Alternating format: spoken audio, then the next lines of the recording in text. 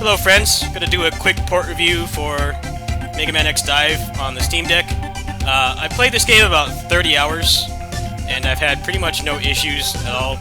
Unfortunately right now I think my capture card is kind of giving out, so the sound was kind of cutting out, so I had to restart the video. But in any case, I'll say, main thing about playing this docked on the Steam Deck, meaning if you don't have an actual gaming PC, is that this game does not have full controller support for menus. If you notice, I'll just look over here around X's eyes. I've got this little virtual cursor. That's how they decided to do controller support instead of doing it like an actual good way. So, when you play in portable mode, you will not experience this issue at all because you can just use the touchscreen. So, if you're going to play on the deck, I imagine most of you probably aren't content creators anyway, so you won't care about this, but the touchscreen works perfectly, just like on the mobile version. So, play this on the Steam Deck, you can expect pretty much max settings and lock 60 FPS at all times. So let me go ahead and change my character here. We're just going to show a little bit of gameplay. I've already showed enough of this game already, so I don't feel like I need to really show too much. We'll do some Jacob.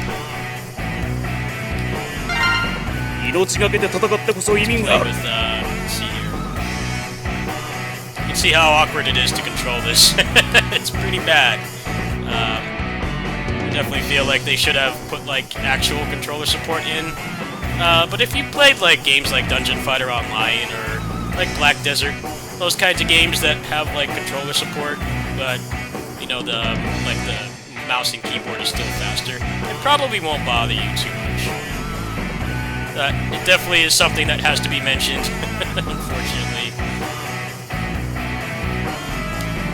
I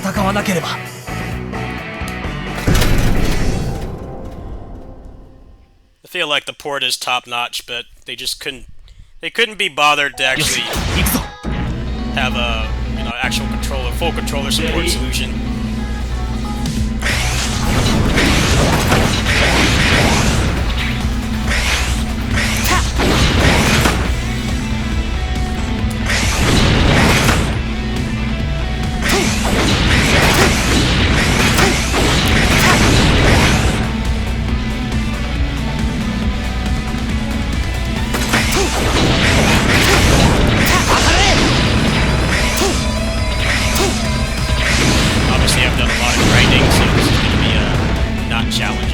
The point is not skill level in these videos, it's mostly just showing how the game works and what you can expect.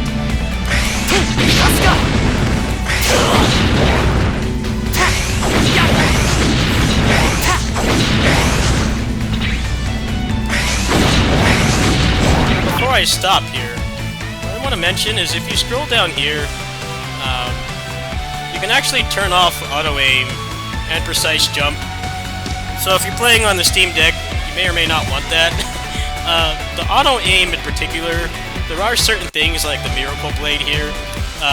The homing projectiles will not home in unless you have auto-aim. So you might want to turn that on or off depending on how authentic of a Mega Man experience you want.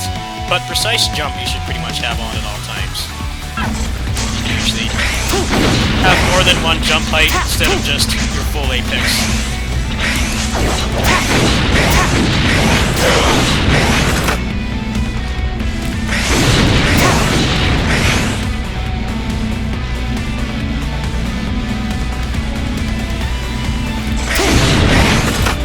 I feel like if you only had a Steam Deck, pretty much would never want to play this docked because the menus are going to take like 6 times longer to navigate than it would if you just unplug the thing and use the touchscreen. I don't know if they're going to do any patches for this. I mean, the game is pretty stable as it is, but I definitely do not recommend playing this docked outside of recording or streaming purposes. Anyway, I have a little bit more information for a much smaller group of people. If you want to play this while streaming off the Steam Deck, which I know most of you probably won't ever care to do, you just want to put the resolution on low and everything and effect on low. and you can stream the game with pretty much almost always locked 60 FPS at all times. However, if you're not streaming, you can just put the game on high and everything works perfectly. This is not really going to be a long video just because the game kind of works. It kind of just lucks out that the Steam Deck has a touchscreen, so you can get around this crappy virtual cursor. I definitely think it's the worst thing about playing this by far, because if you're on an actual PC or you have a mouse hooked up to your Steam Deck, then the virtual cursor is a non-issue. But if you're playing docked and you don't have access to a computer, you're definitely going to want to go get a mouse or just do all the menuing stuff while you're in portable mode. But yeah, it's a completely stable experience. I have played over probably 16 to 17 out of the 30 hours I've been playing this. Very little of it has been on the computer. Most of it's been on the Steam Deck. So if you're looking to play this, it's definitely going to be better than the mobile version because you'll have a variety of controllers that you can use. You'll have a better battery. You'll have the ability to dock it and use HDMI out to record if you so see fit. And other than that, it's pretty much the exact same game. So let's go ahead and do a little stress test here. I wonder if it can do 120. Actually, it's not letting me. Hold on. Let me see here.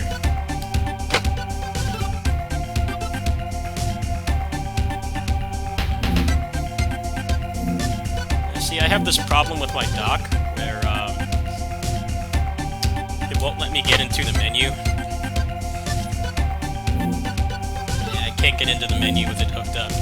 But you could probably do like 120 on this, but the thing about Steam Deck, I don't know if people know this, but basically the Steam Deck is possible, it's capable of going up to 120 FPS, but only when it's docked. So, and obviously the Steam Deck is not like the most powerful thing out there, so I wish I could test this right now without unhooking everything, but I'll probably do a video about that at a later date because my capture card is a little bit wonky right now. But yeah, this is a perfect experience on the Steam Deck. The game is fully offline, as it says as well. You never have to check into a server to log in, so you could definitely play this on a desert island or something. In terms of battery life, you can get about 4.5 to 5 hours. You can probably tweak the total power draw to maybe get it to like over 5 hours. But yeah, this game is pretty low graphical fidelity, so you can play it on high resolution and everything maxed and get over 4 hours, which for a Steam Deck game that came out like last week is actually really good. There's really only a few games that you can run on the Steam Deck that are like recent that you can play for more than 2 hours. So I can't recommend this game enough. It is well worth the $30, even if you only have a Steam Deck. It's just, if you're gonna play docked, you're gonna have to suck it up and get like a Bluetooth or USB mouse or something. Otherwise, the menus are gonna be complete hell to navigate. And I definitely think that that's something that they should fix. You can go to virtual cursor settings here. You can change the speed, maybe treat it like an FPS. Alright, let's see how that feels. It's still pretty bad. It's still pretty bad. Kind of like playing an FPS on a controller. It's just never going to be like optimal. But it is what it is. If you play on touchscreen, you can just use it like that, or you can just do your menuing on the PC version. Now, I should point out one more thing before I go here. That is, to save. You can tell how much of a nightmare it is to use this cursor. I apologize in advance. What you want to do, to go to Game, and then do not Alt F4 the game. Go to Home. This is for people who are playing from Steam Deck to PC and vice versa. This game does not automatically upload your save to the cloud. So what you have to do is you go to the up arrow here with the cloud. It'll ask you if you want to upload it to the cloud, and you say yes. And then when you're going to the opposite platform, what you want to do is click download. So like right now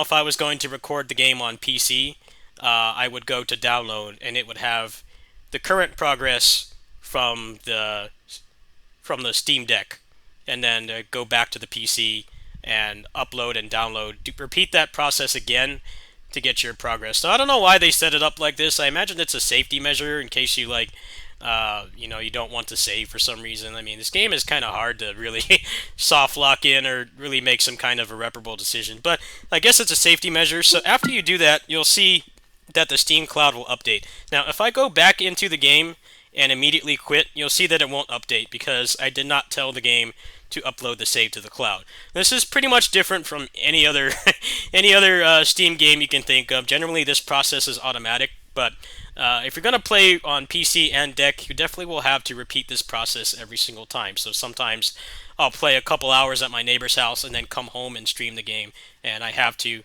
upload and then download the save onto PC, and then when I'm about to go out again, I do the process in reverse, and what that does is it gives me the current progress on the Steam Deck. So actually, this is working again. So let's try this really quick. I'm actually on like a third-party dock right now. I didn't buy the $80 dock because I didn't really see the point. You don't really need the dock unless you're gonna do like tournaments or something on this. It actually works quite well as is. But when I went on vacation a couple months ago, I actually found a deck in the swap a deck dock in the swap meet that was like $20. So we're gonna go ahead and try. I'm gonna go ahead and try 120 FPS right now. Oh, my sound cut out again. That's great.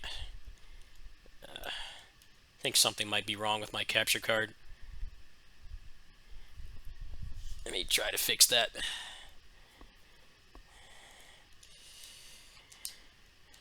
So always gotta do this when I'm recording.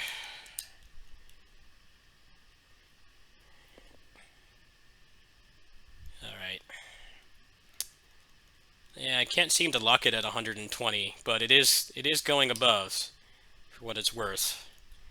It's just not letting me lock it to 120 for some reason. I don't know what to tell you. This whole thing is just decomposing as we speak. Let's just do a quick run here.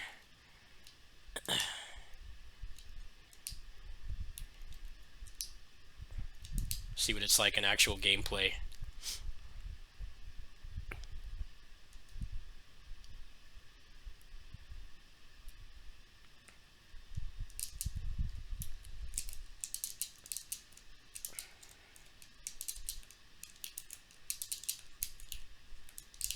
Well, as you can see, it's getting above 100 FPS. Not bad. Anyway, I'm going to go ahead and stop there. Thanks for watching, everybody. This is an excellent game to play on the Steam Deck. You'll just have to make some sacrifices if you decide to play the game docked, because the cursor is honestly terrible. I think it is the worst thing about this port. They did a great job of porting this game, but the cursor is just a sorry excuse for, like, playing the game normally. So it is what it is. It's still an excellent portable game, and you can get about 4 hours out of it, as you saw earlier. So I can't recommend it enough. Thanks for watching.